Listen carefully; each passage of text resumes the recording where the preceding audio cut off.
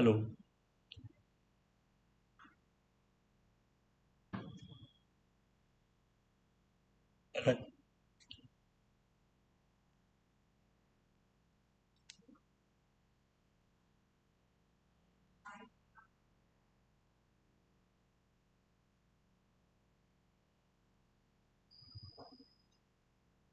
आज हम सभी प्रमुख रचनाकार विशेष पर ये क्लास देखेंगे, जिसमें हम महावीर प्रसाद द्विवेदी जी से जुड़े हुए महत्वपूर्ण तथ्यों को पढ़ेंगे।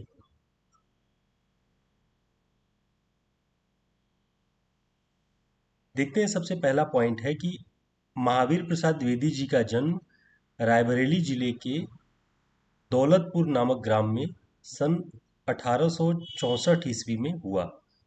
ये आपको ध्यान रखना है उनके जन्म के विषय में कि दौलतपुर नामक ग्राम था और 1864 ईस्वी में जन्म हुआ है।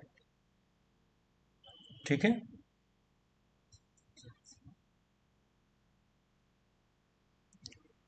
द्विवेदी जी ने सन 1903 ईस्वी में सरस्वती पत्रिका के संपादक का कार्यभार संभाला। तो ये आपको ध्यान रखना है कि महावीर प्रसाद द्विवेदी जी सरस्वती पत्रिका के संपादक कब बने। जब भी ऐसा कुछ आएगा तो आपको ध्यान रखना है 1903 ईस्वी में सरस्वती पत्रिका के संपादक बने थे आचार्य महावीर प्रसाद द्विवेदी जी। अब इसके बाद आपको जो सबसे महत्वपूर्ण बात ध्यान रखनी है वो है कि इस युग के प्रमुख कवि कौन कौन है। तो आपको ध्यान रखना है जगन्नाथ दास रत्नाकर, मैथिली शरण गुप्त, अयोध्या सिंह उपाध्याय हरिऔध, श्रीधर पाठक, गया प्रसाद शुक्ल, इनका उपनाम सनेही है, इसे ध्यान रखिएगा, राम नरेश त्रिपाठी जी, नाथूराम शर्मा शंकर, सत्यनारायण कविरत्न और गोपाल शरण सिंह नेपाली। तो इतने लोग जो हैं इस युग के बहुत प्रमुख कवि हैं। तो इनके नाम आपको ध्यान रखना है, क्योंकि कभी कभी परीक्षाओं में ऐसा पूछ लेता है कि निम्न में से कौन द्विवेदी युग का रचनाकार नहीं है या लेखक नहीं है। इस तरह से भी प्रश्न बन जाते हैं। आगे देखते हैं, आचार्य रामचंद्र शुक्ल जी ने द्विवेदी युग को नई धारा द्वितीय उत्थान के अंतर्गत रखा है। ये आपको ध्यान रखना है कि द्विवेदी युग का उल्लेख आचार्य रामचंद्र शुक्ल जी ने अपने हिंदी साहित्य के इतिहास में नई धारा द्वितीय उत्थान के अंतर्गत रखा हुआ है। ठीक है। और इस द्वितीय उत्थान की समयावधि शुक्ल जी ने क्या मानी है वो आपको ध्यान रखना है, सन 1893 से 1918 ईस्वी तक। ठीक है, ये बात आपको ध्यान रखना है। इसके अलावा देखिए, द्विवेदी युग की कविता की प्रमुख प्रवृत्तियां क्या है, ये आपको ध्यान रखना पड़ेगा कि इस युग की जो कविता थी उसकी प्रवृत्ति क्या थी। उपदेशात्मकता, इतिवृत्तात्मकता, गद्यात्मकता और वैचारिकता, ये द्विवेदी युग की कविता की प्रवृत्ति थी। और आपको अगर याद होगा तो आप सभी जानते होंगे कि छायावादी जो कविता थी उसकी नींव ही इन्हीं प्रवृत्तियों के विरुद्ध रखी गई थी। उपदेशात्मकता, इतिवृत्तात्मकता यानी उपदेश परक हो गई थी इस दौर की कविता। इतिवृत्ति, बार बार यथा तथ्यों के आधार पर कविता का रचना करना, पुनरावृत्ति होना। गद्यात्मकता और वैचारिकता, विचार प्रधान होना, ये द्विवेदी युग की कविता की प्रवृत्ति थी। और इन्हीं प्रवृत्तियों के विरुद्ध छायावादी कविता ने सूक्ष्मता की ओर अपना प्रस्थान किया। तो ये आपको ध्यान रखना है।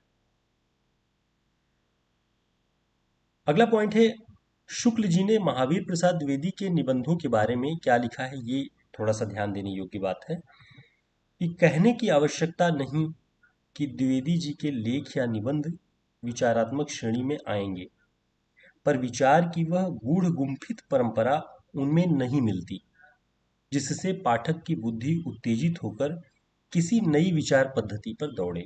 ये शुक्ल जी का कथन है महावीर प्रसाद द्विवेदी जी के निबंधों के बारे में। वे कहते हैं कि ये कहने की कोई आवश्यकता ही नहीं है कि ये द्विवेदी जी के जो निबंध है और लेख हैं ये विचारात्मक श्रेणी में आएंगे। तो यहीं से आपको ध्यान में रखना है कि महावीर प्रसाद द्विवेदी जी के निबंधों की जो प्रवृत्ति है वो क्या है, वो विचारात्मक श्रेणी में है। ठीक है। पर विचार की वह गूढ़ गुम्फित परंपरा उनमें नहीं मिलती, जो सामासिक पद्धति जिसे कहते हैं आचार्य रामचंद्र शुक्ल जी की सामासिक प्रवृत्ति विचारों की गूढ़ गुम्फित परंपरा उनमें नहीं मिलती, जिससे पाठक की बुद्धि उत्तेजित होकर किसी नए विचार की ओर दौड़े। तो आगे उन्होंने लिखा है कि कम अक्ल के पाठकों के लिए लिखी प्रतीत होती है। देखिए ये बात बहुत रोचक है, इसे आपको ध्यान में रखना चाहिए। आचार्य रामचंद्र शुक्ल जी ने महावीर प्रसाद द्विवेदी जी के निबंधों के विषय में कहा है कि द्विवेदी जी के निबंधों को पढ़ने से ऐसा जान पड़ता है कि लेखक बहुत कम अक्ल के पाठकों के लिए लिख रहा है। बहुत कम अक्ल, अब इसको आप मजाक समझ लीजिए, खिल्ली उड़ाना कह लीजिए, या फिर एक व्यावहारिक आलोचना कह लीजिए कि द्विवेदी जी के निबंधों को पढ़ने से ऐसा जान पड़ता है कि लेखक बहुत कम अक्ल के पाठकों के लिए लिख रहा है। अब शुद्ध विचारात्मक निबंध कैसे हो सकते हैं, ये शुक्ल जी देखिए लिखते हैं कि शुद्ध विचारात्मक निबंधों का चरम उत्कर्ष वही कहा जा सकता है जहां एक पैराग्राफ में विचार दबा दबाकर कसे गए हों और एक वाक्य किसी संबद्ध विचार खंड को लिए हो। अब देखिए जो लोग हरियाणा असिस्टेंट प्रोफेसर भर्ती परीक्षा की तैयारी कर रहे हैं, जब वे रिटन परीक्षा की तैयारी करेंगे तो उनको ये इस बात को ध्यान रखना होगा कि लेखन में, ये तो निबंध लेखन की बात है, लेकिन जब आप आंसर राइटिंग करें तो उसमें आप ध्यान क्या रखें कि एक पैराग्राफ में विचार दबा दबा कर कसे गए हों और एक वाक्य किसी संबद्ध विचार खंड को लिए हो। यानी कोई एक वाक्य आप लिखें वो अगले आने वाले विचार खंड से जुड़ा हुआ हो, उसके लिए नई जगह बनाता हो। तो ऐसा जो उत्तर लेखन होगा, ये तो निबंधों के विषय में है, लेकिन आंसर राइटिंग में ये बहुत महत्वपूर्ण बात है। तो इसे आप ध्यान में रखेंगे हरियाणा असिस्टेंट प्रोफेसर भर्ती परीक्षा वाले। साथ ही यूपी टीजीटी पीजीटी की परीक्षा में आचार्य रामचंद्र शुक्ल जी के जो कथन पूछे जाएंगे, उस दृष्टि से भी ये बहुत महत्वपूर्ण है। तो ध्यान रखेंगे, कम अक्ल के पाठकों के लिए द्विवेदी जी के निबंधों को कहा है कि वो लिखे गए हैं। आगे देखते हैं अगला पॉइंट। शुक्ल जी महावीर प्रसाद द्विवेदी के निबंधों की शैली व्यास शैली मानते हैं। क्या मानते हैं? व्यास शैली। वे कहते हैं कि व्यास शैली का तात्पर्य है कि विस्तार है उसमें, उसमें वो सामासिकता नहीं है जो कि कम शब्दों में बहुत बड़ी बात, बहुत असरदार बात कही जाए।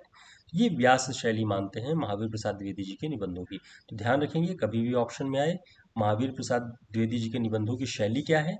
व्यास शैली। और किस श्रेणी में रखे जा सकते हैं? वैचारिक निबंधों की श्रेणी में इनके निबंध रखे जा सकते हैं। ठीक है,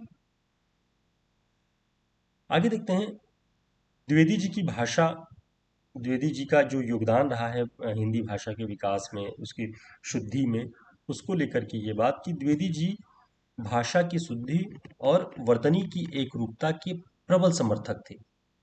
ये द्विवेदी जी, महावीर प्रसाद द्विवेदी जी ही थे जो खड़ी बोली हिंदी के परिष्कारक माने जाते हैं। खड़ी बोली हिंदी को स्टैब्लिश करने में, उसे एकरूपता देने में, स्थायित्व देने में महावीर प्रसाद द्विवेदी जी का बहुत बड़ा योगदान है। ये टर्निंग पॉइंट है खड़ी बोली हिंदी का महावीर प्रसाद द्विवेदी जी के आगमन से। और आगमन कब हुआ? 1903 में सरस्वती पत्रिका के माध्यम से। इसे भी ध्यान रखिएगा। अगला पॉइंट देखते हैं। द्विवेदी जी के प्रयत्नों से खड़ी बोली काव्य की मुख्य भाषा बनी। वही बात हमने जो कही कि खड़ी बोली हिंदी के परिष्कारक थे, निर्माता थे, और इन्हीं के प्रयासों से खड़ी बोली काव्य की मुख्य भाषा बनी। तो ये बात ध्यान रखेंगे द्विवेदी जी के विषय में। आगे एक और महत्वपूर्ण बात देखते हैं कि कालिदास की निरंकुशता और कालिदास की आलोचना, हिंदी कालिदास की आलोचना, ये महावीर प्रसाद द्विवेदी जी की रचना है। कालिदास की निरंकुशता और हिंदी कालिदास की आलोचना। उम्मीद है ये आचार्य महावीर प्रसाद द्विवेदी जी के विषय में ये बातें आपके लिए बहुत उपयोगी होंगी, आने वाली परीक्षाओं में भी आपके लिए बहुत काम की होंगी। फिर हम एक नए रचनाकार के साथ मिलेंगे। तब तक के लिए नमस्कार, शुभकामनाएं।